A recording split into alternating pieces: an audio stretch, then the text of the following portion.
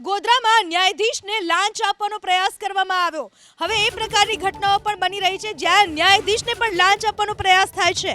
મજૂર અદાલત court number 1 માં અરજદારે બંધ કવરમાં લાંચ આપવાનો પ્રયાસ કર્યો।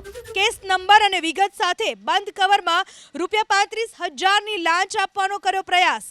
ધ્યાને આવતા ન્યાયાધીશે તુરંત પોલીસ બોલાવી અરજદાર વિરુદ્ધ ગોધરા એસીબીમાં ફરિયાદ નોંધાવી બાબુ સોલંકી નામના વ્યક્તિની એસીબીએ અટકાયત કરી લીધી છે।